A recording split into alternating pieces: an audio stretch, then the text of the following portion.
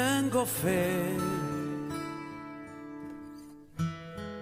y quiero agradarte hoy, Dios del universo. Solo en ti esperaré, y aunque pase mucho tiempo, ni un segundo dudaré. Sabes que tengo fe, sí Señor,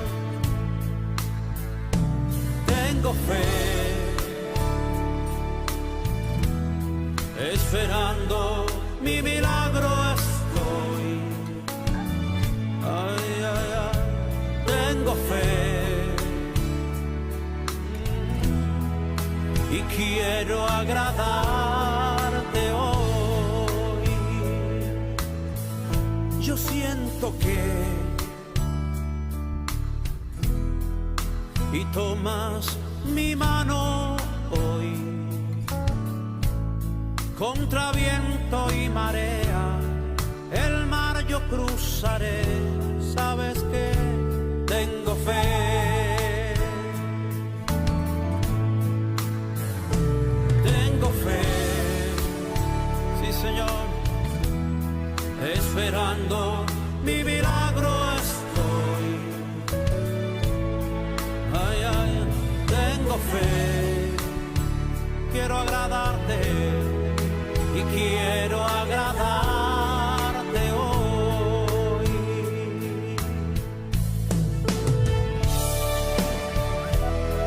La la la, la la, la la la, ira, ira, ira, sharara, ira, ira, ira, la la la, ira, ira, ira, la la la.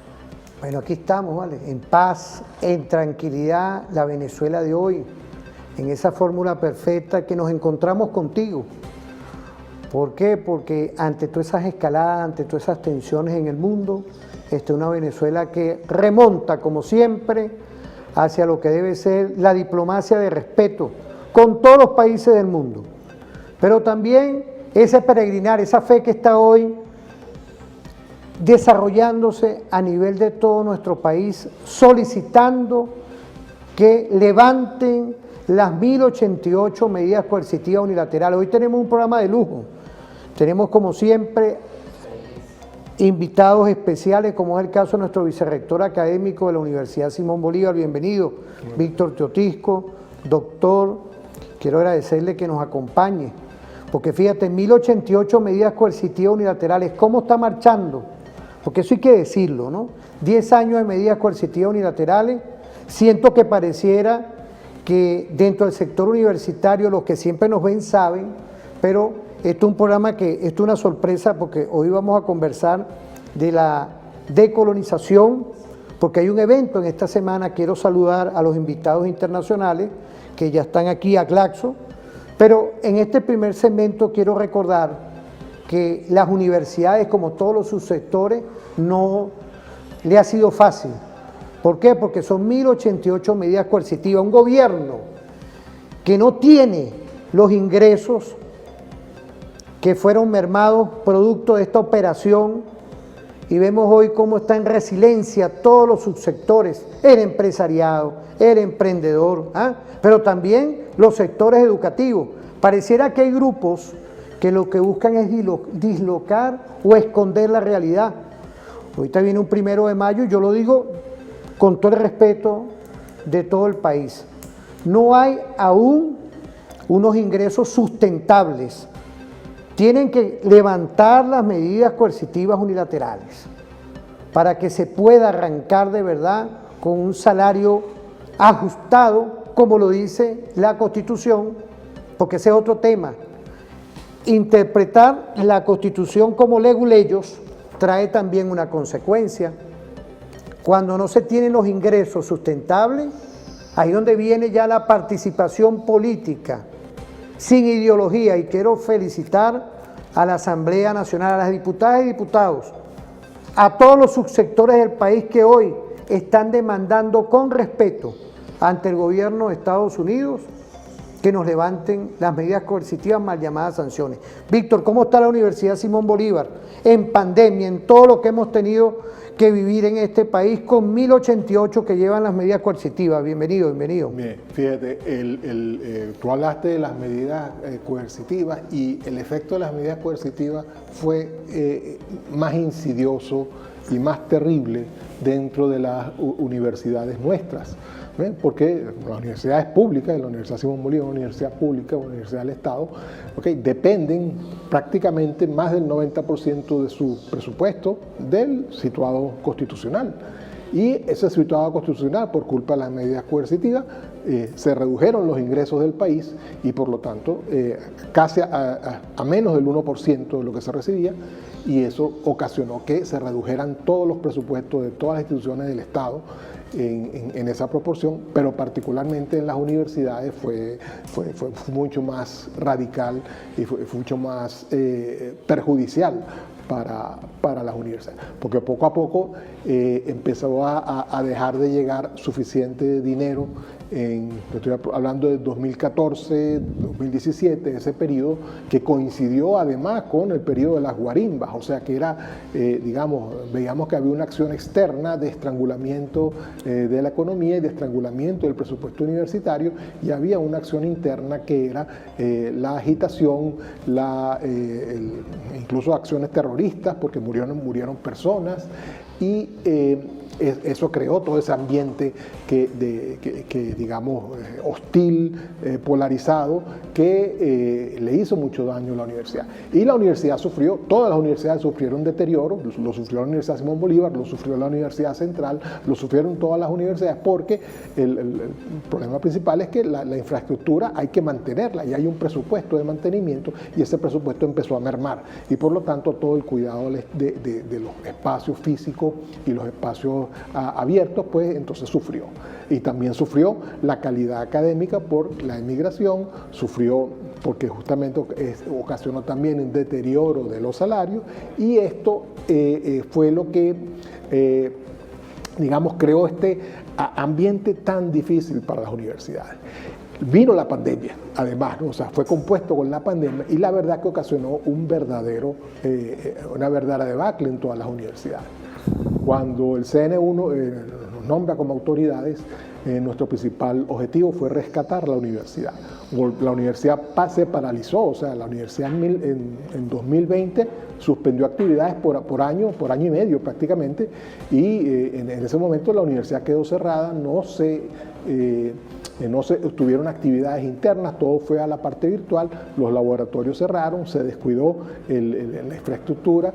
Y cuando nosotros nos encargamos de dirigir la universidad, nos encontramos que lo primero que había que hacer era recobrar toda la infraestructura, y lo primero que hicimos fue decretar un regreso a clases, hacer que todo el mundo viniera. Con la ayuda del ministerio logramos de alguna manera montar un regreso a clases, porque tampoco tuvimos una cosa que pasó que es imperdonable, es que en la administración anterior se perdieron prácticamente todos los autobuses de la universidad, Luis. O sea, los dejaron parados durante año y medio y se dañaron, y hubo que empezar a reparar uno por uno el poco presupuesto que teníamos, dedicarlo para poder traer de nuevo los estudiantes. Ahora, ahí hay un detalle, tengo entendido que el ministerio, la OCSU, dio un autobús en estos días. Hemos adquirido, ¿no? Del ministerio, el Ministerio de Transporte, en realidad fue el Ministerio de Transporte, 3 unidades que nos prestó durante un año, y ahora esas unidades son nuestras, ¿no? O sea, ahora hubo una transferencia. Ahí el gobernador Helio Serrano dio también. Eso fue ayuda con Transmiranda, exactamente. Fue digamos, porque a nivel local y a nivel regional y a nivel estatal, las universidades tienen que responderles a ellos, y esos organismos también tienen que responderle a las universidades. Fíjate, pero yo lo que no me explico, ¿no? Con toda la responsabilidad del caso, mira, tuve que dejar ahorita el teléfono porque nos estaban mandando mensajes de varias universidades autónomas y experimentales y las universidades politécnicas territoriales, porque esto es una cuestión de responsabilidad. No voy a caer porque son muchas, todos te apoyan, pero hay 1088 medidas coercitivas en ese aspecto, y lo que pareciera ahorita que hay minorías dentro de las universidades que como que esconden. A mí me están hablando ahorita de la Carabobo. Yo creo que tú no lo conoces, a Carlos, profesor. Dice, me parece ilógico hoy que salgan minorías a no reflejar que hay un problema en 10 años y él pareciera, fíjate, él pareciera que no es ni de un lado ni del otro. Pero también no quiero poner, Carlos, con todo respeto, profesor, porque no podemos ahorita, así sea el enemigo que sea, que sabemos quién es, que nos tiene las 1088 medidas, yo no puedo, por la hora, ni por ningún lado puedo decir groserías, pues, malas palabras, pues, palabras obscenas, porque hay una rabia de docentes, de estudiantes también, que el culpable está allá. Bueno, pero para eso está el peregrinar, para eso hay una diplomacia de respeto. Nosotros tenemos que adherirnos a que hay una jefa de Estado que con la Asamblea Nacional que está pidiendo claramente que nos levanten las medidas coercitivas. Hay un sector consciente, ¿vale? Sí. Hay un sector consciente y yo creo que el ministerio tiene que estar claro en eso. Fíjate, tuve que dejar el teléfono porque si no entonces automáticamente no podemos estar ahí. Claramente pues tengo que cambiar el corte del programa porque hay que hablar la realidad. Si uno tiene que sentarse, tiene que decirles a esos sectores que hay 1088 medidas coercitivas unilaterales, que todos los subsectores están de verdad en esta misma condición y que en definitiva, el Ministerio de Educación Universitaria y en definitiva, yo creo que aquí el avance es al peregrinar. Yo creo que más bien hay que llamarlos a todos. Quiero invitar a Ernesto Villegas porque está haciendo un trabajo en la Comisión de Paz y es hoy una referencia de cómo hay que ir rompiendo este tipo de acciones, porque tengo entendido también de la central que habían llegado a un acuerdo y los grupos estudiantiles también, otros grupos estudiantiles de la federación están desconociendo esos acuerdos. Es que el tema cuando y esas son cosas que lo digo yo y asumo la responsabilidad, cuando tú mezclas intereses políticos, estamos automáticamente ya saliéndonos de una realidad, de una guerra no convencional que debemos asumirla todos y que tenemos que exigir que nos levanten las medidas coercitivas. Hable ahí, Víctor, ¿verdad? Sí, quiero que fíjate, esto que no, tú debes que dejar el teléfono a un lado, sí, Víctor. porque además ha salido en las redes en la última semana una campaña orquestada contra la Universidad Simón Bolívar, dirigida. Ahí yo tengo unos videos, vamos a verlos. Sí, pero quiero decir por qué, ¿no? Sí. Porque justamente, ¿cuál es la expectativa? La expectativa es que va a haber una mejora salarial, la expectativa es que va a haber una mejora en el presupuesto universitario. Y lo que se quiere es simplemente tratar de alguna manera forzar un cambio para que, forzar un cambio político en la universidad para tratar de apoderarse de esos recursos que van a venir, ¿no? Sí, sí, Víctor, pero yo creo que uno tiene que ser responsable en este programa, yo siempre lo he sido. Si no nos quitan las medidas coercitivas, y se lo digo a todo el país, tiene que ir hoy ajustado a la realidad y a la responsabilidad que tiene hoy el gobierno. A lo que voy, fíjate, la universidad tiene unas fundaciones, esas fundaciones son las que, justamente la universidad no puede manejar, obviamente, divisas, pero las fundaciones que se fueron creadas para lo que en otros sitios, el CDCH o los ingresos propios, digamos, tenían cuentas en dólares, justamente se usaban para financiar proyectos aparte de la universidad, y esas cuentas fueron bloqueadas por los FAC. Y eso es un dinero que en el momento tanto de la pandemia como después de la pandemia era un dinero que hubiera servido muchísimo para recuperar la universidad. Y los tenemos bloqueados. Vamos a ver esos videos de la Universidad Simón Bolívar, vamos a ver.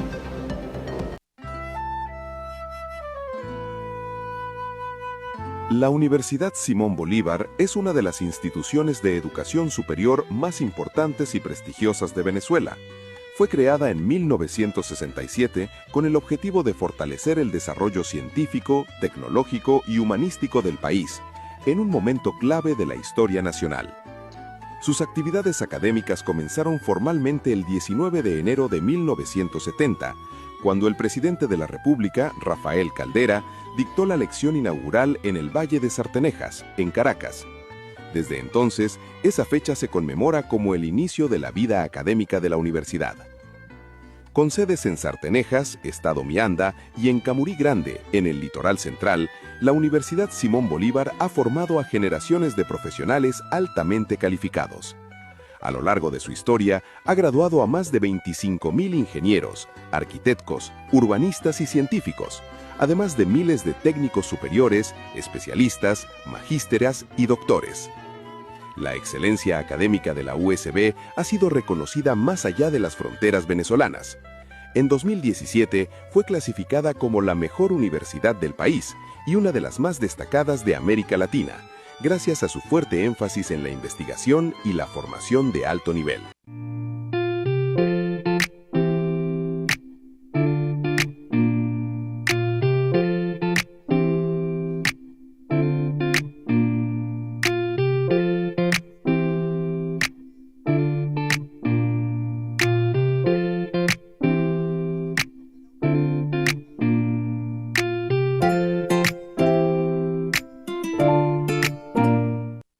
En un significativo acto celebrado en el conjunto de auditorios, la Universidad Simón Bolívar graduó a 133 nuevos profesionales provenientes de diversas áreas académicas. Esta ceremonia fue realizada el pasado jueves 11 de diciembre del 2025. Quiero empezar este discurso felicitándolos. A pesar de no conocerlos a todos, me llena de felicidad y orgullo verlos a mi lado en este día tan especial. Porque más que nadie, ustedes saben lo que costó llegar hasta aquí. Al empezar, teníamos la esperanza de disfrutar nuestros 3 o 5 años de universidad, según fuera el caso y con el debido esfuerzo. Pero por mucho que pensáramos en el futuro, ninguno de esos pequeños 16, 17 años se pudo haber imaginado lo que vendría. Sin mucho más que decir, les deseo mucha suerte y éxito en esta nueva etapa de sus vidas. Apunten alto y lleguen aún más arriba, pero que las bases de su éxito sean siempre el trabajo honesto. Recuerden que los grandes logros se consiguen poco a poco. Nunca paren de aprender en cualquier ámbito de su vida. Eso es lo que nos mantiene en movimiento, nos abre el mundo y nos hace seres críticos.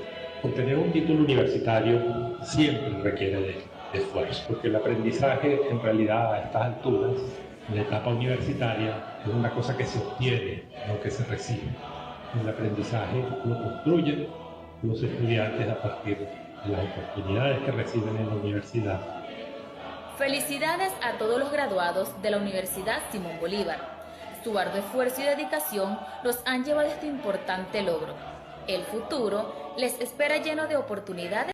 Fíjate, ante 1088 medidas coercitivas, hay graduandos, hay debilidades como siempre, pero no es nada más con la Simón Bolívar, con todas las instituciones hoy, con el sector público, sector privado, donde no hay hoy dificultades y vemos cómo hay una resiliencia. ¿Qué podemos decir, Víctor? Bueno, yo creo que por los videos tú puedes ver que la universidad está funcionando, estamos graduando profesionales, cada trimestre estamos graduando entre 100 y 150 profesionales nuevos que entregamos al país.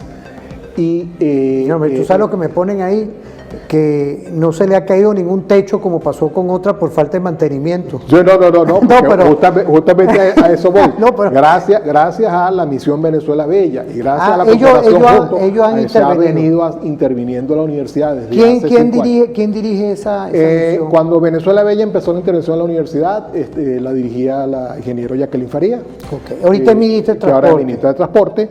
El ingeniero ejecutivo, creo que era el que es ahora viceministro, Francisco Garcés. ¿Viceministro de qué, por favor? Viceministro de Gestión Universitaria. Ok. Del Ministerio de Educación Universitaria estaba en ese entonces dirigiendo la parte de Venezuela Bella. No, Venezuela Bella estaba, digamos, ayudando tanto a las universidades como a muchas instituciones educativas de educación, bachillerato, primaria y también otros ámbitos del Estado. Si no, eso estuviera sin ingresos, sin ingresos y todo hecho eso con personal de la universidad, con personal que colaboraba, no sé, porque hubo mucho de esfuerzo voluntario. La universidad hoy está, los jardines están recuperados, cualquiera que pueda ir a la universidad hoy y ver exactamente cómo está la universidad. Hay cosas que se dañaron en 2014, en 2013, como la piscina, y cuyo, digamos, presupuesto de recuperación supera los $2 millones. Bien, porque teníamos una piscina de saltos, o tenemos una piscina de salto de calidad olímpica y una piscina también de natación de calidad olímpica, pero en este momento estamos esperando para terminar el mantenimiento, el reemplazo de unas bombas que hay que comprar, que solamente las bombas cuestan como $500,000. Y Bueno, ¿de dónde vamos a sacar esos recursos? Bueno, ¿Ok? a la universidad se le hizo todo un plan de inversión, a la universidad, en el caso de la Universidad Central, que tuvieron que intervenir toda la parte de deporte. O sea, no es que estemos aislados con esto, pero tampoco podemos decir que el gobierno nacional ha dejado perdido, pues, porque sabemos que son universidades públicas, tiene que ver todo esto con ingresos. Y yo te añado, porque fíjate, porque hay mucho celo y yo quiero puntualizar de que con todo el respeto puede hablar. Con todo el respeto, tranquilo. en realidad, la Universidad Central es la universidad patrimonio de la humanidad. Sí, con ¿Ok? la UNESCO. Entonces, el Estado tiene una responsabilidad enorme porque tiene que mantener ese patrimonio, un compromiso que se hace. ¿Bien? Y porque además vamos a decir que es la universidad madre, ¿no? La Universidad Republicana que creó el libertador Simón Bolívar en 1828. El sistema universitario ahorita, ¿okay? que en 1998, cuando asumió el presidente Chávez, nada más tenía 14, 15 universidades más o menos, ahorita son en total más de 55 universidades públicas, más una cantidad de universidades privadas que se han abierto. El sistema universitario ha explotado. ¿Y qué es lo que pasa? Entre las universidades públicas son muchas y a todas obviamente hay que atenderlas. El Estado tiene esa responsabilidad.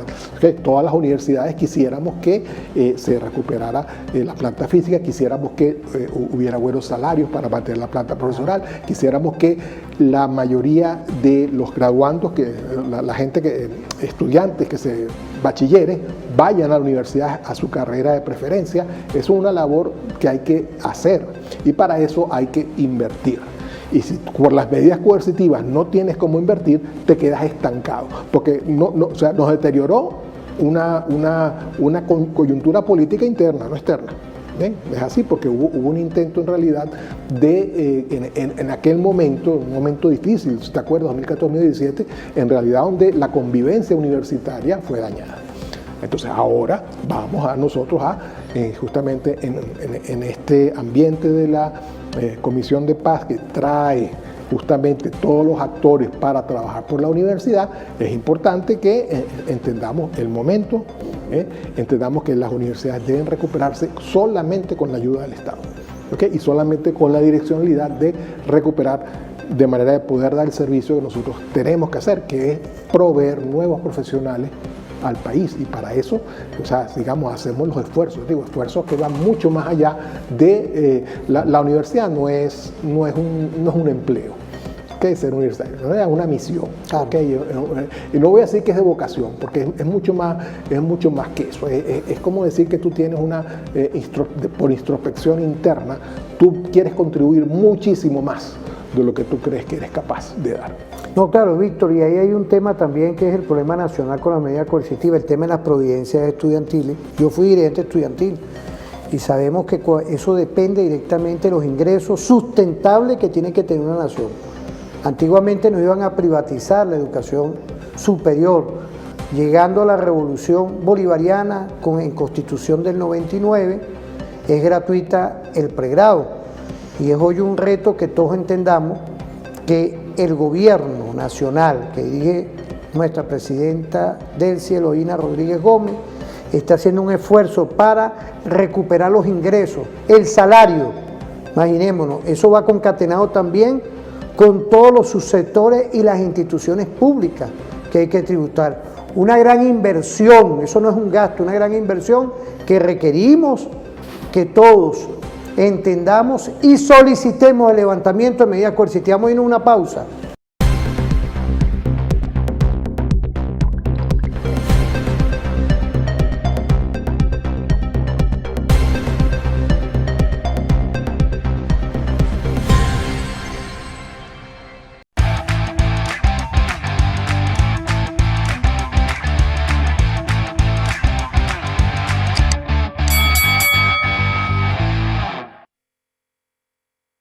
Bueno, volvemos, ¿vale? Quiero agradecerle todos los mensajes que están llegando. De verdad que hemos aperturado este tipo de metodología para ver cómo está el mundo antes de empezar y hoy operacionalizando, sin duda, los detalles de cómo está nuestra República Bolivariana de Venezuela, resiliente ante 1088 medidas coercitivas unilaterales, y hay una peregrinación de fe, de alegría, pero también de exigencia para que levanten las medidas coercitivas. Y todos los subsectores cuentan, porque en definitiva es el salario, es el funcionamiento, es todo un sinfín de logros que tiene que estar complementado, no nada más con la Constitución, sino tiene que hacerse realidad. Y para eso automáticamente en esa inversión tienen que estar los ingresos sustentables que tiene nuestra patria y tienen que levantarnos a medida, Víctor. La decolonización, Claxo, hay un evento estratégico de esta semana, ¿qué podemos decir? Fíjate, hoy arranca en el CELARC el 8º encuentro por la descolonización de la historia. Está organizado por el CELARC y por Claxo, que es la Conferencia Latinoamericana de Ciencias Sociales.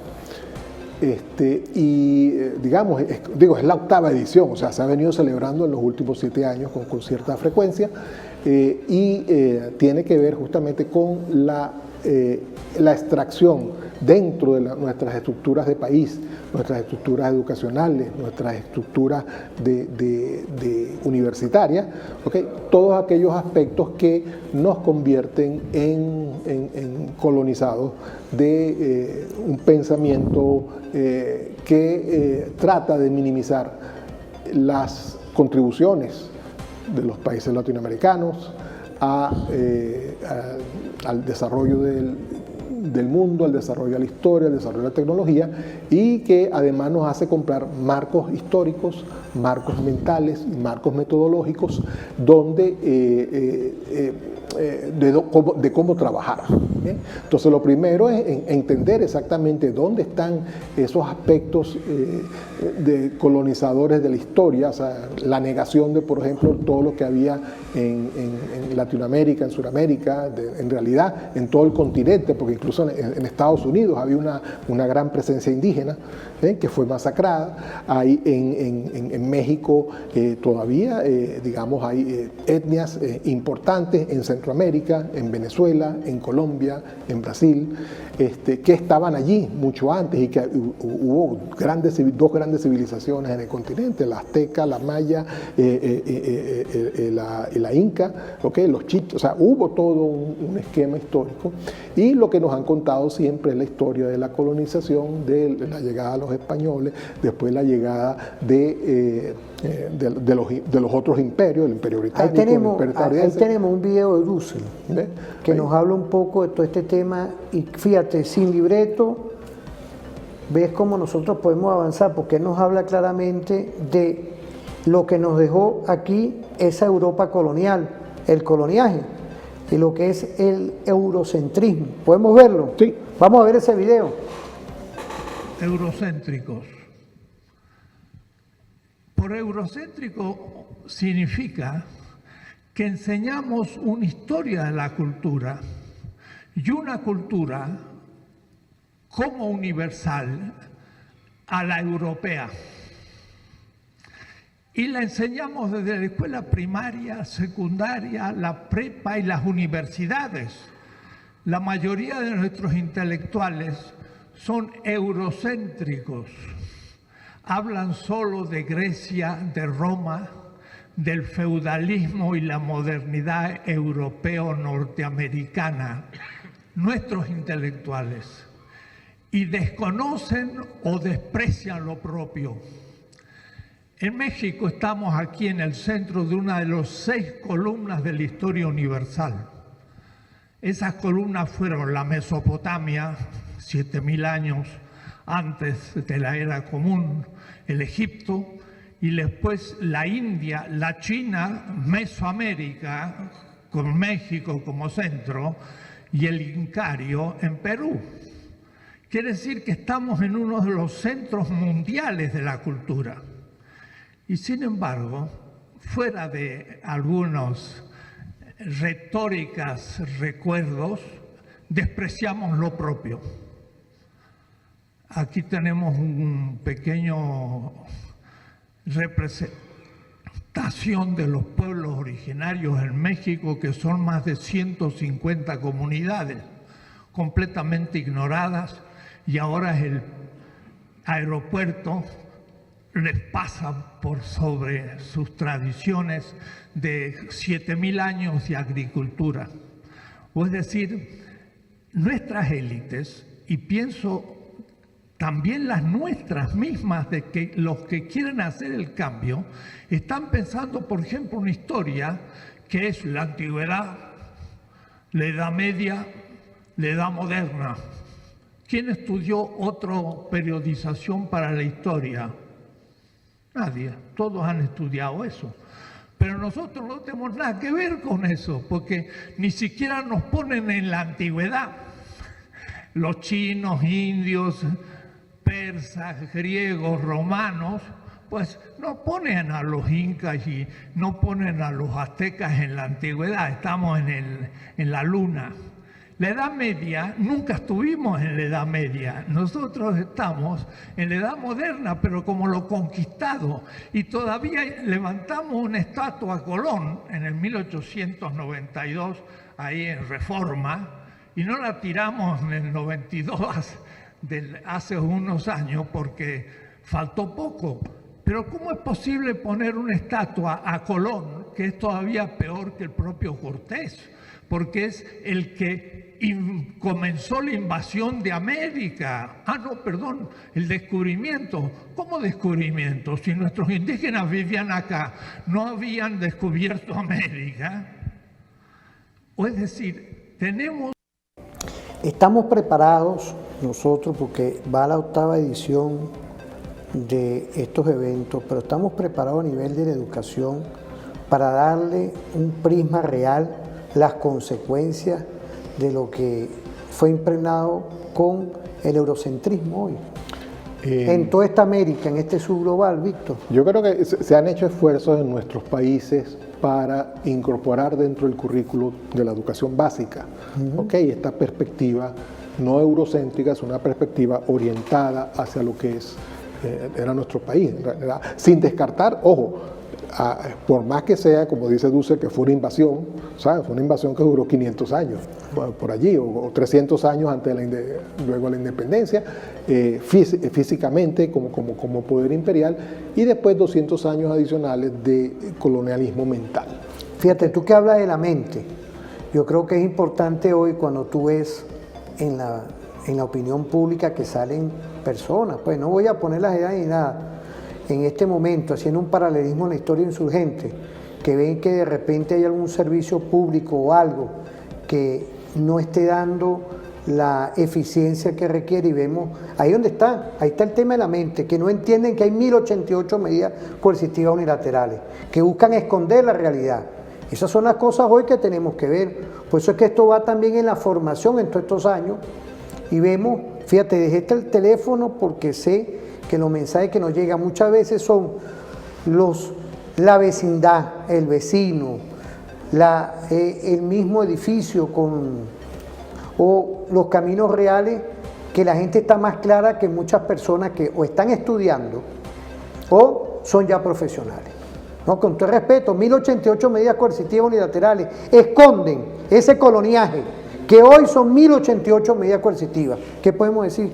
O sea, esto es un avance, a mi criterio, de cómo están algunos colonizados. Fíjate, hay colonizados y hay colonizadores. Es una relación, no voy a decir que es simbiótica, porque es totalmente asimétrica, pero existe.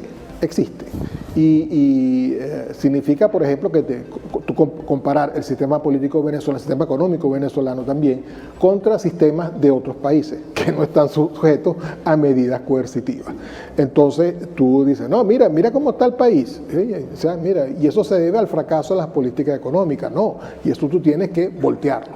tú tienes que decir, no, justamente se nos ha aplicado un estrangulamiento y ha sido gracias a políticas económicas, políticas financieras, políticas educativas, políticas de alcance comunitario, de alcance social, que hemos podido presentar una alternativa y sobrevivir a este esfuerzo, porque hay un esfuerzo neocolonizador, Luis, que no solamente tiene que ver con el restablecimiento de pisadas imperiales en nuestros países, sino que geográfico me refiero, pero sí, lo que te decía, en el espacio digital. ¿Okay? En este momento hay un fuerte impulso de parte de los grandes jefes tecnológicos, lo que se llama el manifiesto de Palantir, una serie de estos CEOs, ejecutivos fundadores de estas compañías tecnológicas, que lo que dicen claramente que ellos piensan trabajar, ellos desde su punto de vista, la libertad y la democracia son incompatibles uno con el otro, y que es preferible descartar la democracia en favor de la libertad. Pero la libertad de unos pocos, la libertad del menos del 1%, que empieza a acumular los ingresos de los países e empieza a dictar leyes, porque no son conglomerados que están perteneciendo a un país, sino ellos mismos empiezan a crearse esta nación digital encima. Envían saludos, quiero agradecerle a la Universidad de Oriente, de la ULA. Allá en Sucre nos dicen que también estuvo por allá Venezuela Bella, pero también tienen problemas. Es decir, hoy como que hay un despertar en muchas instituciones, y yo creo que las nuevas autoridades del Ministerio de Educación Universitaria tienen que entender que ha habido un esfuerzo sobrehumano de nuestro gobierno, de los ministros que han pasado, pero vemos es que faltan muchas cosas por hacer, sobrevenido de 1088 medidas coercitivas unilaterales. Y fíjate, acuérdate que las medidas empezaron, claro. Hay que echarle la culpa a quien hay que echarle la culpa. Te pongo esto. No, es así. O sea, estas medidas comienzan, y todo el mundo comienzan con la presidencia de Barack Obama. Claro. ¿Okay? Que se hace presentar ante el mundo como un líder progresista, un líder no sé qué, y en realidad fue el presidente de los Estados Unidos que metió más soldados en más guerras después de la Segunda Guerra Mundial. Fue el presidente que agredió a más países, hizo más invasiones, de nuevo Siria, Afganistán, Libia. ¿Okay? Ahí, entonces, veamos que esto no era una política de paz. Y que claro, luego llega la primera presidencia de Donald Trump y arrecia con las medidas coercitivas. Empieza todo este asunto, me acuerdo de este presidente fake que se creó en 2019 y que crearon, justo con la irrupción de la pandemia, crearon de verdad un serio problema en nuestras universidades. Y han sido ojo, el Estado, a través de los mismos ministerios, porque aquí entraban todos, el Ministerio de Educación Universitaria siempre apoyó la recuperación de las universidades, ¿okay? El Ministerio de Ciencia y Tecnología, el Ministerio de Transporte, el Ministerio de Relaciones, todo eso mira, armaba un equipo. Yo lo digo con toda responsabilidad, uno como docente, yo tengo más de 15 años dando clases, ¿no? Y yo estoy padeciendo lo mismo. Esto que yo hago aquí es porque yo tengo una maestría que dejé un aporte, tú lo sabes muy bien, y a todos los que vienen para acá, es un aporte de lo que es el daño que causan las medidas coercitivas contra los derechos humanos que están en nuestra Constitución, contra los derechos de todo el pueblo. O sea, fíjate, esto es delicadísimo. ¿A quién no va a impactar esta operación de guerra no convencional? Y vemos con una cara fresca y parece que irreverente a lo que hemos vivido, vemos hoy ciudadanos de varias edades negando cuál es el principal culpable. Por eso es que esto es delicado, yo te lo digo con todo el respeto, de que aquí puede volcarse inclusive un odio ante la indiferencia. ¿Viste? Un odio, porque lo que me llegan aquí son mensajes que no son muy bonitos para esta gente que quiere tomar la calle, para esta gente que busca creyendo que, y no quiero decir la palabra, pero pareciera que la gente cree que son gafos, pues, porque la palabra que me mandan es muy agresivo. Así que pónganse las pilas, de verdad, con todo el respeto y la consideración del caso, porque aquí hay una gran mayoría que está clara de quién tiene la culpa aquí y se le está pidiendo con el debido respeto que levanten las medidas coercitivas. Cuidado, cuidado, no provoquen, sino por el contrario, como lo está haciendo el gobierno, llamando a la Unión Nacional, llamando a todo lo que es una gran reflexión nacional. No provoquen, porque les puede ir mal, se les puede escapar de las manos. Después empiezan a echarle la culpa a esto y a otro. Son ustedes también que no hablan la realidad cuando tienen que hablar y denunciar lo que tienen que denunciar. No, te lo digo porque lo que me llega ahí es No, mira, y delicado. nosotros tenemos que entender, los estudiantes que han entrado recientemente al sistema universitario, claro, ellos llegan a la universidad y dicen, yo veo esto, y esto no está bien, y no sé qué, y sin embargo no ven todo lo que se recuperó mucho antes de eso, ¿no? Y tiene razón, porque es verdad, el que entra nuevo, digamos, desconoce el pasado. Y por más que uno lo explique y diga, sí, ellos decir, no, sí, pero mira cómo está, ¿qué tenemos que hacer nosotros para recuperar la universidad? Pero lo importante, lo que hay que hacer es, las medidas coercitivas son los que ¿tú mantienen. sabes dónde me mandaron ahorita un mensaje? De por allá, creo que cerca de Petare, que reactivaron una ruta del Metrobús. Y no es gente que uno ve que es clase media felicitando al metro, que eso estaba... Bueno. Fíjate, mira lo que me ponen ahí, porque es que no quiero, de verdad... Es que y me dice, mira, tantos años que esta guerra, y te agradezco, de verdad, amigo, que nos pone, porque se ve que no es ni... Aquí viene mucha gente, entonces reactivaron una ruta ahorita, pero ¿por qué estaba desactivada? 1088 medidas coercitivas.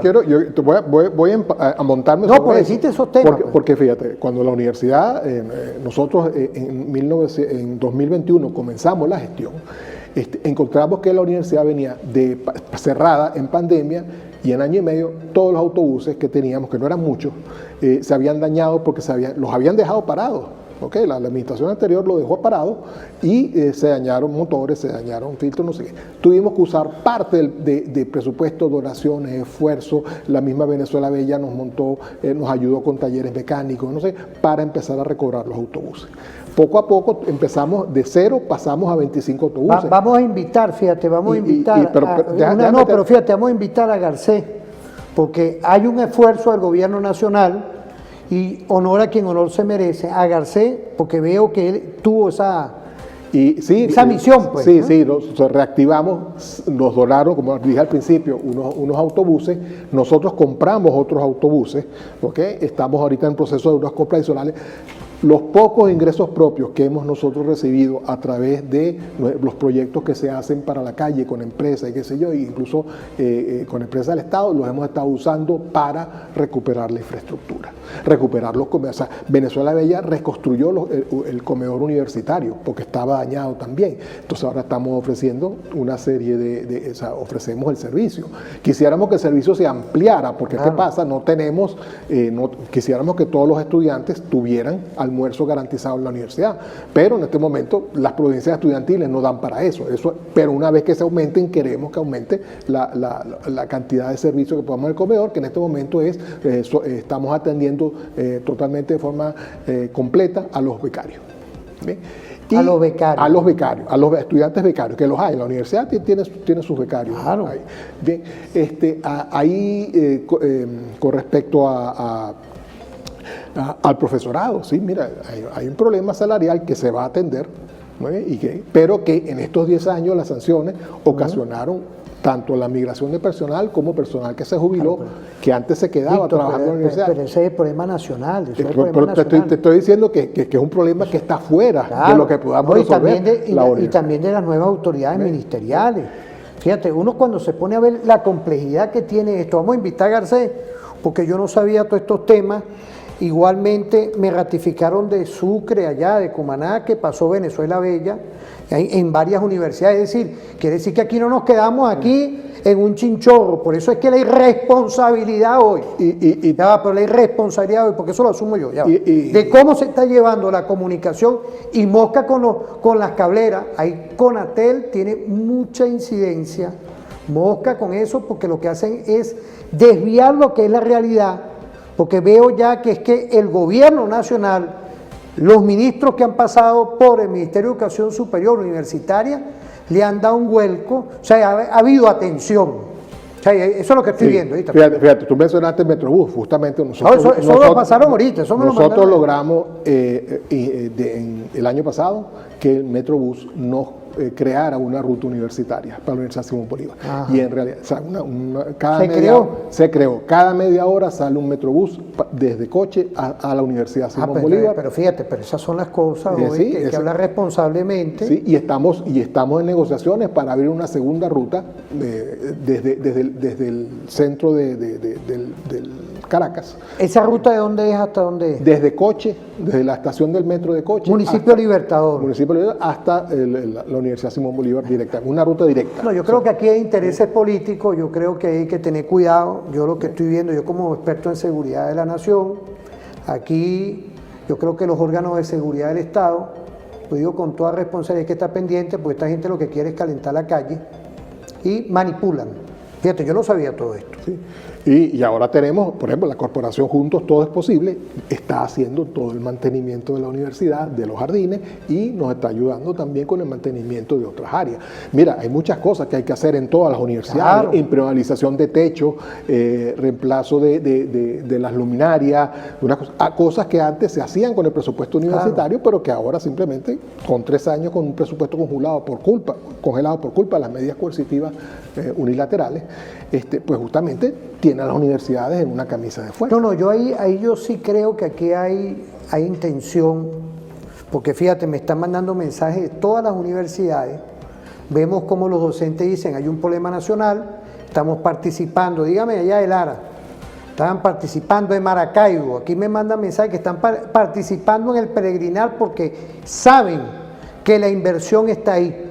Porque si nos levantan las medidas coercitivas, automáticamente hay 2 fondos, uno para servicios públicos, otro para salarios, y ahí estamos identificados todos. Vamos a ir a una pausa, Víctor.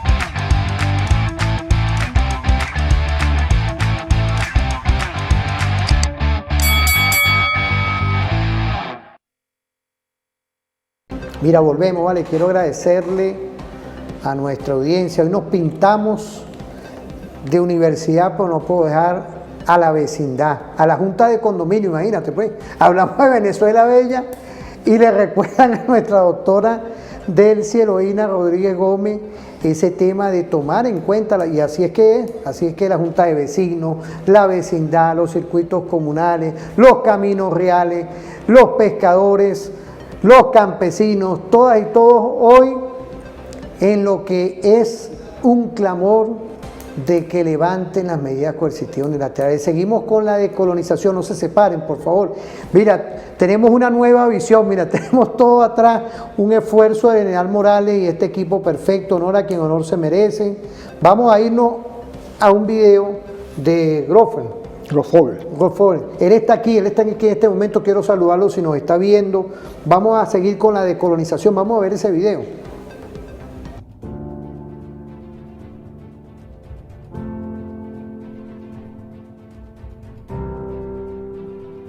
El sistema mundo en que estamos insertados a escala planetaria es un sistema que se creó hace 500 años con la expansión colonial europea, donde creó relaciones de centros y periferias, de sectores y grupos o países dominantes y países subordinados. La División Internacional del Trabajo, donde se le asigna a los países subordinados, a las periferias del mundo, la producción de economías monoexportadoras. Eso comenzó con la expansión colonial y continuó bajo las independencias.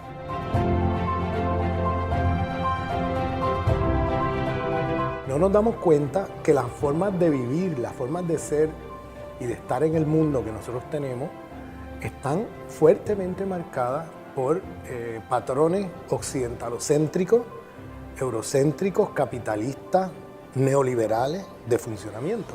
¿Y cómo era el mundo antes de esta civilización planetaria. Porque una vez destruyes todas las otras civilizaciones con la expansión colonial europea e impones la civilización occidental eurocentrada a través del planeta, entonces ya hay una civilización planetaria, ya no existen civilizaciones fuera de esta, estamos todos dentro de esta.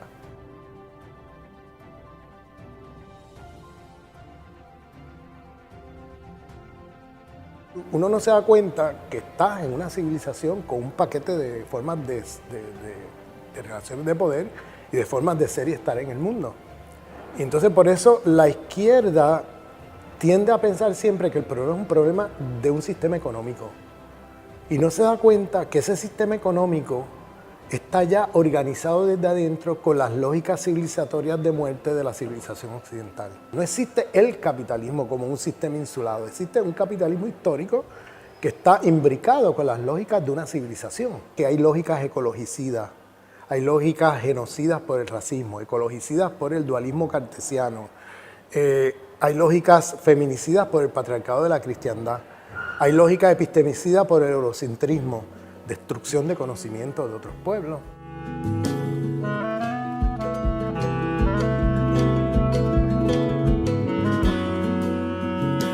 Las teorías que nos vienen del norte global lamentablemente nos ocultan mucho más de lo que visibilizan. En cambio, acá en el sur global hay pensadores y pensadoras que han pensado nuestras realidades y sin embargo en los currículos universitarios no nos los tomamos en serio. Y por eso la invitación a descolonizar el conocimiento, a descolonizar la universidad. En lugar de pensar desde disciplina, pensar desde problemas que la humanidad enfrenta. Como por ejemplo el sistema de cooperativas. Opera como una periferia del sistema de empresa privada capitalista tradicional. Y intentan generar nuevas formas de economía, en lugar de pensar desde la epistemología que producen hombres occidentales de 5 países, pensar desde pluriversos.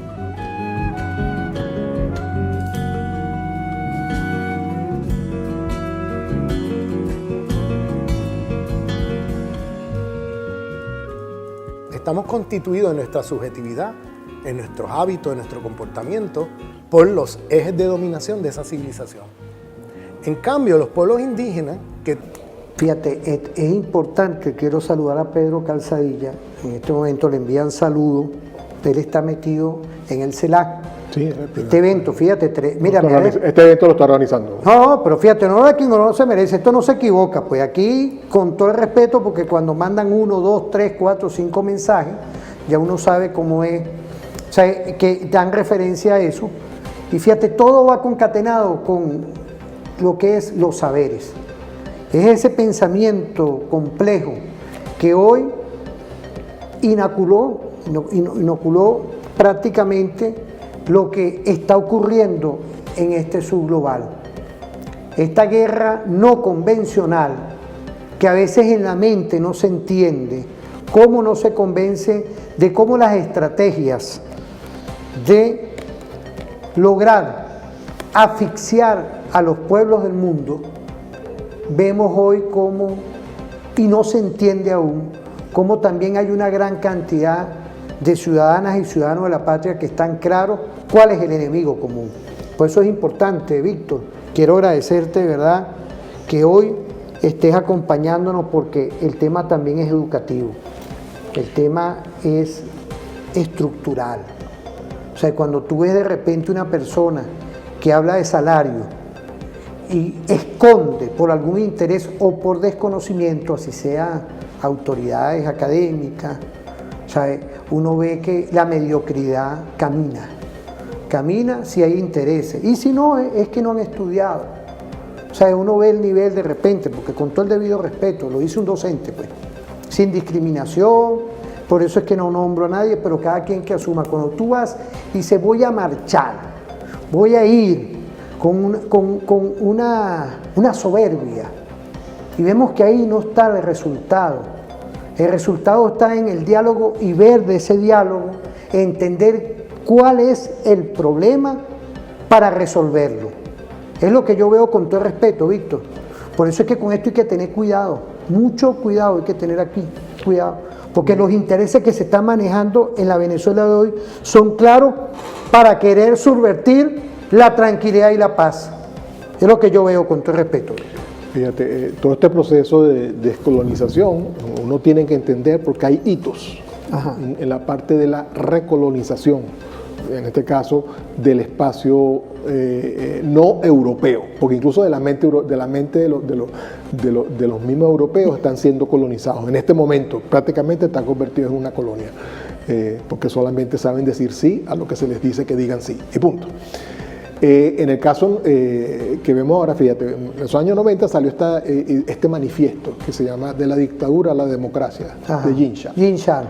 Y eso es un manual de operador político. No, y dejaron una escuela y dejaron organizaciones que se encargan de implementar lo que diga eso. Entonces, cuando nosotros hablamos de que vamos a informar, que al parecer es desconocimiento de las medidas coercitivas, no es desconocimiento, es simplemente no reconocerlas. O sea, hacer un discurso donde esa parte, donde esta agresión financiera, económica, social, humanística que se le hace a nuestros países, no existe. Es simplemente, el punto es que no estamos siguiendo las políticas adecuadas.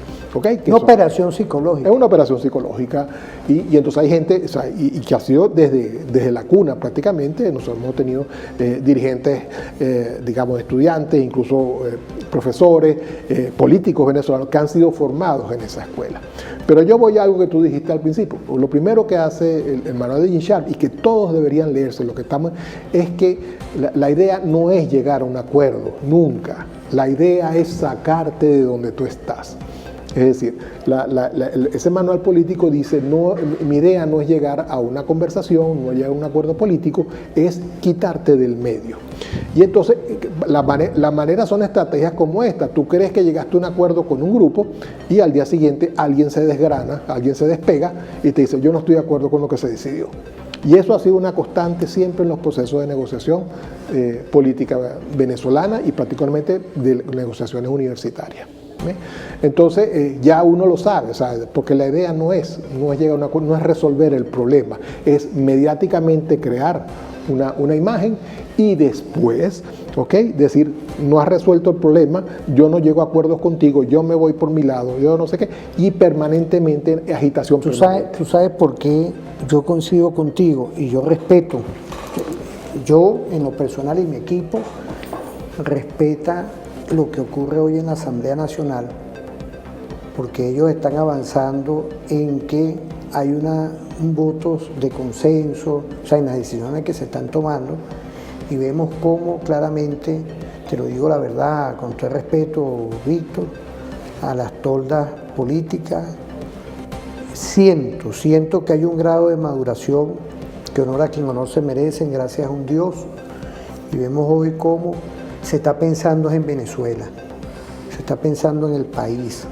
Igualmente las organizaciones gremiales, en el caso de las empresariales, uno ve y hace referencia, honor a quien honor se merece, y por eso es que hoy ese llamado de atención también es para los demás subsectores, porque si no nos quitan las medidas coercitivas, yo hablo claro, sí. Lo sabes muy bien y asumo la responsabilidad ante los que nos ven, ante el país. Si no hay unos ingresos que sean de verdad, que se requiera para garantizar que el salario se estabilice, no va a haber sino lo que podamos entender según los ingresos que tengamos. Es decir, esto hay que verlo hoy con la claridad meridiana. Aquí nosotros necesitamos entendernos porque hay un aparato privado que ha hecho un esfuerzo sobrehumano. El aparataje público veo y felicito de verdad, Víctor, porque nosotros no habíamos hablado de este tema y hay que decirlo, como un poquito para cada parte, pues un poquitico para cada parte, y entre eso el sector universitario, el sector educativo. Por ejemplo, a mí me consta que las BRICOMIR y las brigadas de nuestra Fuerza Armada Nacional Bolivariana se han encargado de resolver gran cantidad de problemas en las escuelas, porque no hay los recursos de contratar empresas. Y es la unión de docentes, de estudiantes, de la comunidad educativa y nuestras y nuestros militares para ellos lograr. Quiero saludar desde aquí a la Guardia del Pueblo, que es el articulador social. Es decir, todo esto va tributando a lo que es una operación, como tú lo dijiste, de querer asfixiar a un país económicamente, y vemos que hoy se está haciendo un esfuerzo. Cuando los ingresos del país se merman totalmente, se tiene que ajustar todas las políticas, entre eso el salario. ¿Qué podemos...? Fíjate, como tú dices, No, yo hablo con toda en la Asamblea responsabilidad. Nacional hay fuerzas políticas, o, digamos, que obviamente no están en el gobierno, que son lo que se llama la oposición, la oposición leal, digamos, la oposición que trabaja por el bien del país, la oposición que trabaja Constitución, por el futuro. chicos, yo lo que cumple la Constitución. Y justamente tú estableces todo, tú lo que pones es el contexto, el entorno, la voluntad, para que podamos todos, en base a contribuciones y negociaciones, de los que sí quieren trabajar, de los que sí quieren que el país resuelva sus problemas y crea soluciones. Y también hay un grupo, sabemos que hay operadores políticos y partidos políticos que no quieren en absoluto estar en un proceso de paz. O sea, no han cambiado de agenda, tratan de volver a calentar la calle, a pesar de algunos han sido amnistiados. Lo que tenemos que hacer nosotros es justamente crear, hablar con los que quieren de verdad mejorar la situación del país. ¿Por qué queremos quitar las medidas coercitivas? Porque lo que se está planteando desde otro punto de vista no es que nos las aflojen, no es que que nos las regulen, no que tengas que pedir permiso a tal o cual institución internacional o institución local de otro país para poder hacer las cosas. Eso es colonialismo. ¿Ven? Eso es justamente, y por eso es importante el proceso de descolonización, identificar cuáles son los procesos que nos retrotraen o nos regresan, ¿okay? O tratan de instaurar un proceso de recolonización, un proceso de conducción, de dominación del espacio político, económico y social venezolano para sujetarlo a otras. Fíjate, Víctor, yo ahí voy a lo que la presidenta Delcy ha denominado las relaciones de respeto a largo plazo. Y eso es un llamado a todas las representaciones consulares que están en nuestra patria. Es decir, aquí nosotros requerimos para la seguridad jurídica levantar todas las medidas coercitivas y relacionarnos, porque es una Venezuela solidaria, pero los líderes nuestros, de los que están dentro del bloque de la patria, empezando por nuestra presidenta Delcy y todo, no se inmiscuyen en temas internacionales de ningún tipo. Eso se ha visto históricamente, nosotros no nos metemos en eso. Haya los que están por allá en España, que se meten, inclusive pareciera que ellos nacieron aquí, pero se meten en elecciones de Estados Unidos, todos. Nosotros no. Nosotros lo que queremos es eso sí lo digo yo con toda claridad.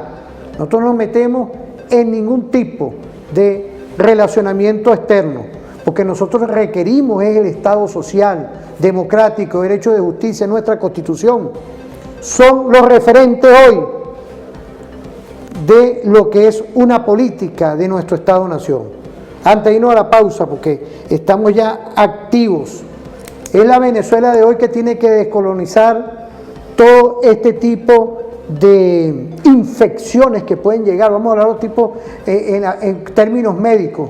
Tenemos que vacunarnos contra este tipo de estrategia de guerra psicológica. Tenemos, prácticamente desde la cuna, tenemos nosotros que crear todo este entramado nacional de entender cuál es nuestra naturaleza, cómo el proceso colonial ha afectado el desarrollo del país y lo sigue afectando, porque, repito, lo mencionaba Grossfogel, se nos convirtió en países monoproductores. Okay, nosotros somos un país monoproductor de petróleo y, de hecho, solamente exportar petróleo. ¿Ven?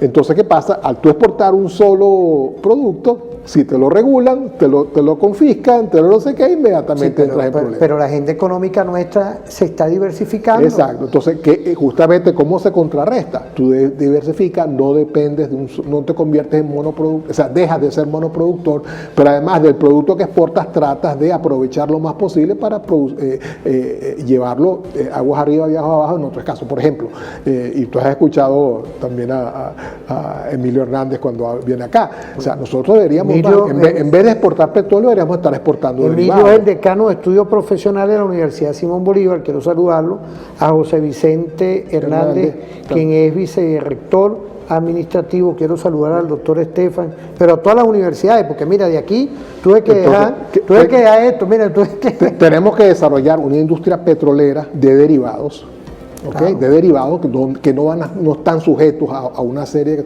Debemos convertirnos en productores de energía, debemos explotar el gas, debemos crear plantas termoeléctricas e incluso plantas nucleares. Y es un tema que yo he tocado ya varias veces. Nosotros podemos usar cierta tecnología que existe para crear reactores modulares que funcionan con torio, que son muy seguros, ¿okay? Que son la tecnología probada de reactores de sal fundida, porque ya no tenemos más ríos. O sea, el Guri, no vamos a crear más represas, digamos, no tenemos esa bendición. Y entonces crearnos primero, proveernos de energía, porque el mundo ahorita está en el esquema de que la producción de energía se va a orientar antes. Yo me acuerdo que hace 6 años estaba que la producción de energía se iba en el consumo de las maquinitas estas de generación de criptomonedas. Pero ahorita el consumo de energía está creciendo, está explotando en todos los grandes centros de inteligencia artificial que se están creando. Hay una enorme demanda que se está creando. Entonces, el Estado que genere energía, ¿ok? En cualquier tipo, se convierte justamente en un proveedor importante. Sí, la complejidad energética hoy en el mundo con el cambio climático, que lo hemos dicho aquí, gracias a ti que has venido. Quiero saludar al vitral de la ciencia, que por aquí, ahorita Miguel, Alfonso, no, y no fue Miguel, de varios subsectores sociales, porque como estamos sacando ahorita también al vitral de la ciencia financiado, ese vitral por el Ministerio de Ciencia y Tecnología, es el gobierno hoy que está gotica a gotica repartiendo para que se cree también un espacio estratégico en la investigación, en la promoción, y honor a quien honor se merecen. Vamos a ir a una pausa, Víctor.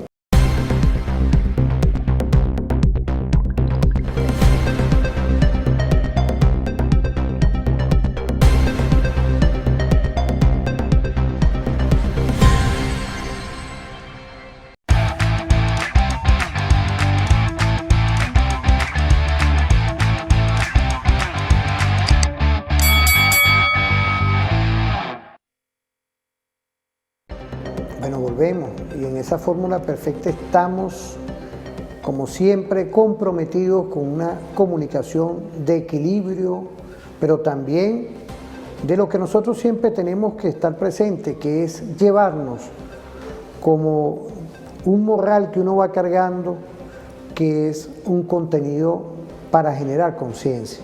Por eso es que le agradezco los mensajes, el invitado se dio cuenta, eso está llegando, y entonces también uno tiene que estar pendiente de lo que hoy conversamos, y es un referente siempre de sentir el por qué la decolonización también tenemos que ver un pueblo. Hoy lo estamos ejerciendo con el tema de los circuitos comunales, de las juntas de condominio, de la vecindad, porque son los derechos de todas y todos, que están plasmados en la Constitución. Y ante 1088 medidas coercitivas, los derechos humanos, los derechos que están plasmados en nuestra Constitución, tienen que ir reivindicándose. Entonces, para eso hace falta inversión. Ahí tenemos a Dussel, Víctor, no sé si queríamos verlo. Vale, no. Vamos a ver ese video que tramo. tenemos ahí, porque es el poder del pueblo también. Vamos a ver a Dussel. Para mí, no hay que poner ningún adjetivo a la democracia. La democracia es una. Es cuando el pueblo puede participar simétricamente en todas las decisiones. Ahora, eso es el poder en sí, de afirmación de la vida en la factibilidad. Por eso que mi primera definición de las 20 tesis, que es poder, ahí está todo. Ahí está todo. Y he visto cómo lo define Heidegger y cómo lo define Nietzsche, voluntad de poder, y de la ontología me voy a los filósofos y a Lenin y a Agamben y a todos, y digo, no saben lo que es el poder político. Creo que es otra cosa y la defino, pero la defino positivamente. Es una voluntad de vida de un pueblo, voluntad de vida, que significa querer vivir. Pero vivir es querer comer, querer tener agua, querer tener cultura propia y hasta tener los propios dioses. Si creen los dioses, tienes derecho a tener tus dioses. No tengo yo por qué negártelos si no te demuestro que no existen. Es decir, querer vivir. Pero segundo, coincidir consensualmente en todas las decisiones. Pero un poco en en la dirección de lo que pregunta Diego. Podríamos decir que lo nuevo que estamos viviendo es un poco como decía Foucault también, o sea, la suma alquímica de diversidades construyendo una nueva concepción de poder. Sí, pero es previo a Foucault y mucho más que Foucault, porque Foucault también entiende el poder de manera muy interesante, compleja, pero yo voy a algo previo. El único sujeto, la única sede del poder es la comunidad política. El único. Todas las instituciones son ejercicio delegado. El Estado, el presidente, el Parlamento es ejercicio delegado. El pueblo es el único sujeto. Entonces, primero el poder en sí, diríamos con Heidegger, Ansicht, que es indeterminado y inexistente, como el trabajo en sí de Marx. O sea, yo lo que tomo es, Marx dijo, hay que hacer la crítica de todas las categorías del sistema de la economía política burguesa. Ese es un texto de 1861 que los marxistas no conocen. Pero él lo que hizo es la crítica de todas las categorías de la economía política burguesa en el Capital, que es un marco teórico. Entonces, yo digo, hay que hacer la crítica de todas las categorías del sistema de la filosofía política burguesa, de Hobbes a Habermas. Pero entonces estaríamos más vale con un Gramsci, un poco en la idea de hegemonía. Gramsci es el único casi que queda en pie. Gramsci vio casi todos los temas, y yo lo cito continuamente. Gramsci es el único que pensó la política marxista. Los demás pensaron la económica, pero no la política, y por eso que la política es un campo y la economía es otro. Y hay que distinguirlo, pero después hay que cruzarlo. Entonces hay una determinación económica de la política y una determinación política de la económica, y eso va a ser otro tomo, ¿no? Ahora voy a publicar 20 tesis de economía política y después voy a hacer 20 tesis de la historia latinoamericana, donde voy a cruzarla de mutua determinación. Todo esto metodológicamente está confundido, porque se pensó que el nivel económico era ya la esencia de todo. Y no, se despreció la política. Fíjate, Dussel, que está en la eternidad, pues, en su momento habló lo que pareciera que es un clamor en esa decolonización, que es que el poder tiene que ir al sujeto. Está Foucault, nos habló también de otros estudiosos que buscan dentro de este nuevo concepto, que es irrumpir contra el eurocentrismo, que tenemos 500 años, como tú lo dijiste, empezando, porque hoy estamos con los balances, en el que hoy el pueblo llano, el pueblo que tiene paciencia, el pueblo que hoy cuando ve ciertos pregoneros del desastre, porque son grupos, le dan la ley de amnistía, está por ahí buscando imprimir violencia, pero hay un pueblo todo que en paz, que busca es que nos levanten las medidas coercitivas para que la inversión sustentable, que son los ingresos sustentables, pueda venir y pueda irrumpir, como hacen, soltar las amarras de un barco e ir a navegar con tranquilidad.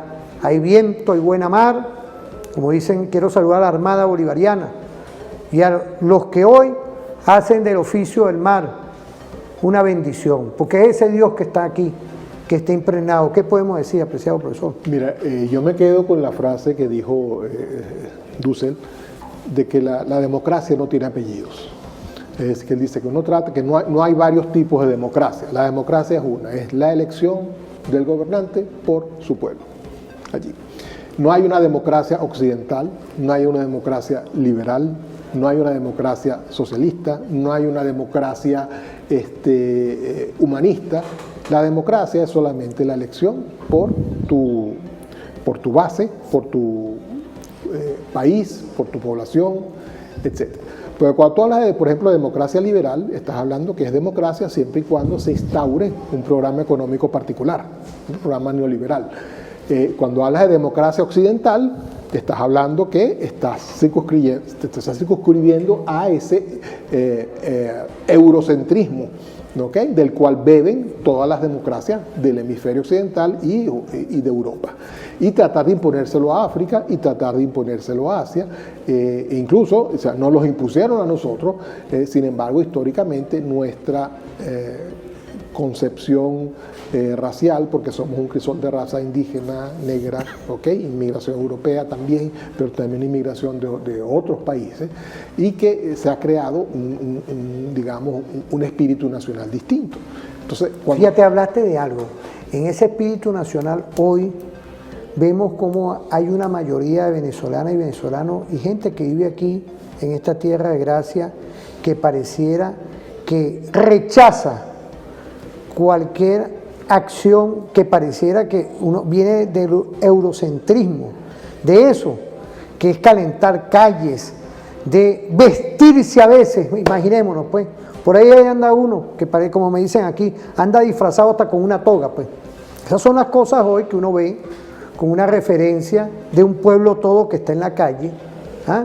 O sea, un concepto de buscar violencia, de engañar a un número indeterminado de personas cuando siguen solos porque la gente está clara. Es un llamado de atención también a todos los que nos están viendo, agradecidos por los mensajes.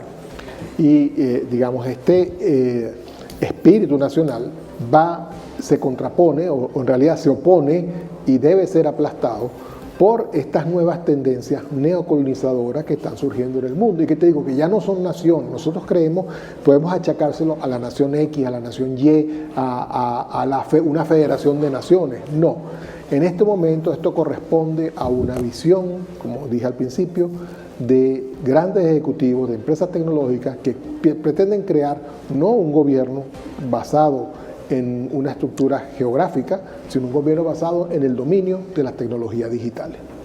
Es otra cosa la tecnología. Y entonces o sea, el espacio de colonialismo se está migrando hacia este nuevo ámbito, podríamos hablar incluso un ámbito de guerra, ¿okay? Porque lo es, pero a este ámbito que sobrepasa o se monta encima del ámbito geográfico, pero que también tiene incidencia en el ámbito económico y tiene incidencia en el ámbito social.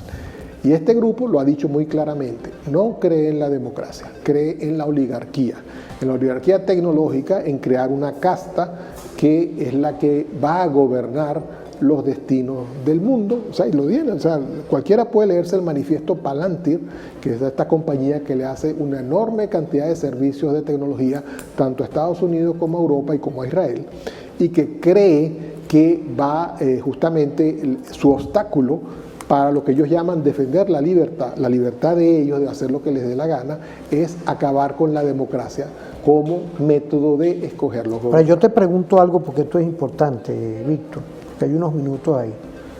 Con medidas coercitivas que lo que representan inseguridad jurídica, versus nuestro gobierno que lo que quiere es relaciones de largo plazo. Conviene todas estas operaciones de estos grupos pequeños que lo que buscan es conflicto, engañan y manipulan por medio de, cuando tú hablas de la tecnología, por medio de los sistemas de comunicación tradicional, porque ya son tradicional.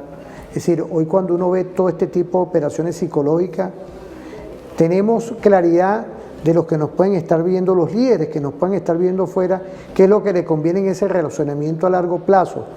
Este tipo de grupos, porque entonces después dicen que se les viola sus derechos humanos, empiezan con un sinfín de estrategias para seguir manipulando al mundo de situaciones que son negadas totalmente, porque lo que quieren es, por todos los medios, acabar con la paz y la tranquilidad de una Venezuela que lo que quiere es prosperidad, que nos levanten las medidas coercitivas y relacionarnos comercialmente, que lo que estamos hoy firmando, y es un llamado, sea en los tiempos provechosos para todas las industrias del mundo, y muy especialmente también para nosotros, que nuestra energía llegue a Texas y a todas esas grandes refinerías que fuimos en un momento proveedores seguros.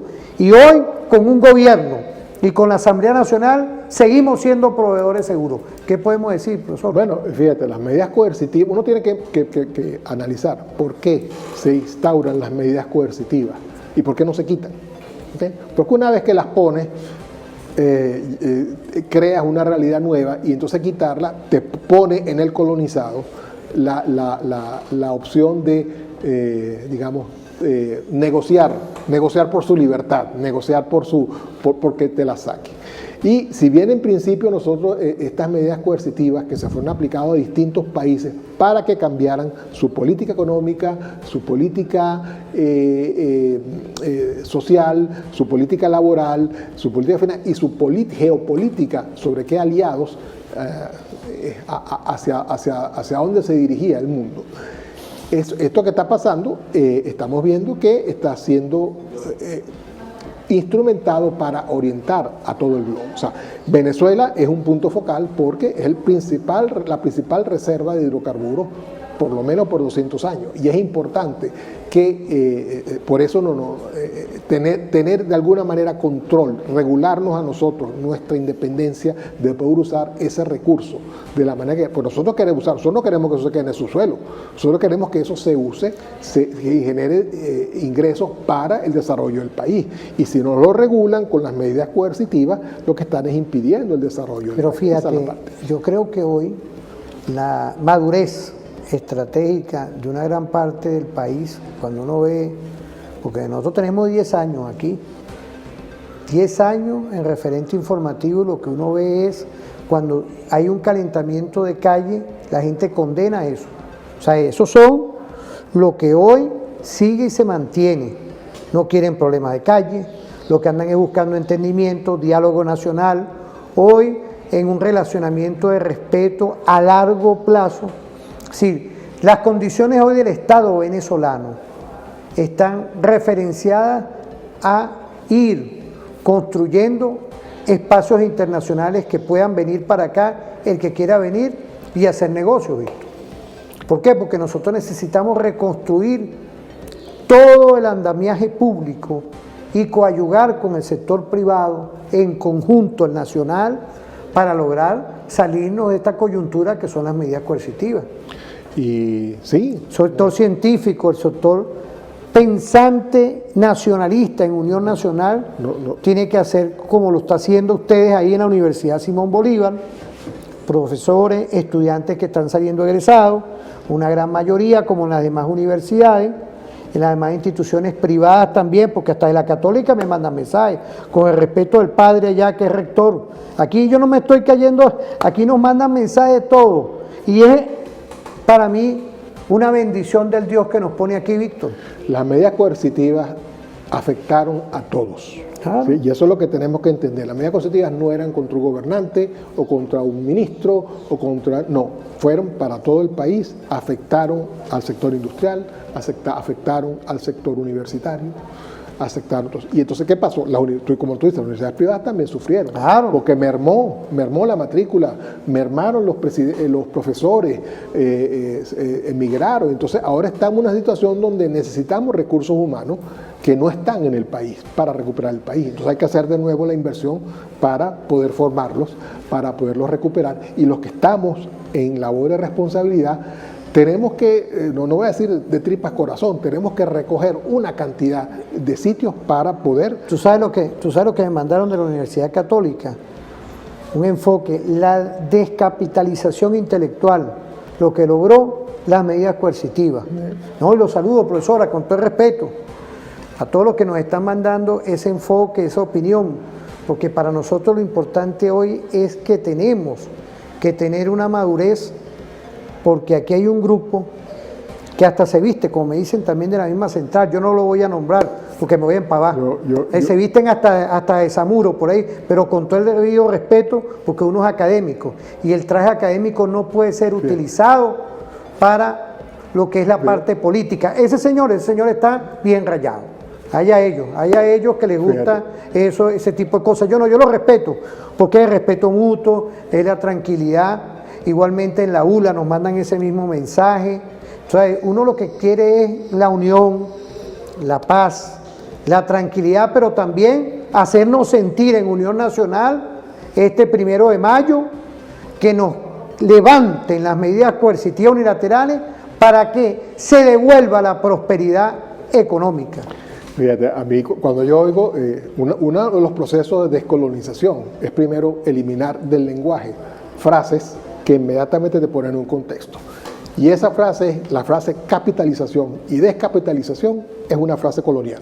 Bueno, pero lo más... Sí. No, entonces, yo digo, por ello, nosotros, yo le digo a la colega de la Universidad Católica, sí, es cierto, pero nosotros usamos el término talento humano. El problema fue que nos destalentizamos. Ya no hay, porque el talento se fue. Pero yo respeto mucho, fíjate, pero nosotros en Referente Informativo respetamos mucho los mensajes que nos llegan con el mismo amor, pero también los que están en la otra acera, que ellos saben que yo después vengo y le mando sus mensajes y todas sus cosas. ¿Por qué? Porque para nosotros esto es un programa institucional que está en la Constitución, sin sesgo político, ideológico, ni ninguna discriminación. Por eso es que con todo el respeto, Víctor, digo que yo lo respeto, lo digo. Y, claro, porque fíjate, todos están molestos por el tema del salario, pero saben quién es el culpable en definitiva y es el llamado de atención que hacemos. Pues. Sí, no, yo lo digo que el tema era descolonización. La descolonización del lenguaje es también importante y es crucial. Nosotros tenemos que coger los términos, porque eso viene parte de la educación. ¿Okay? Tú tienes que escoger los términos y las frases para situar el contexto. ¿Okay? Porque cuando empiezas a hablar, por ejemplo, que fuimos descubiertos, y eso lo tomó Dussel, ¿sí? que fue un descubrimiento y que no fue una invasión, tú inmediatamente pones el contexto en totalmente distinto. Fue un saqueo, ¿okay? y no fue un desarrollo humanístico lo que sucedió en Sudamérica, ¿no? Entonces ese tipo de cosas hay que ponerlas con las palabras adecuadas, y por eso es que nosotros los académicos tenemos que hacer ese esfuerzo de poner en su justo contexto las palabras y el desarrollo para entenderlo. Lo de las medidas coercitivas, por ejemplo, es eso. ¿Por qué no lo llamamos sanciones? Porque lo llamamos medidas coercitivas, y eso es parte también de descolonización de ley. Claro, bueno, Víctor, estamos ya culminando el programa.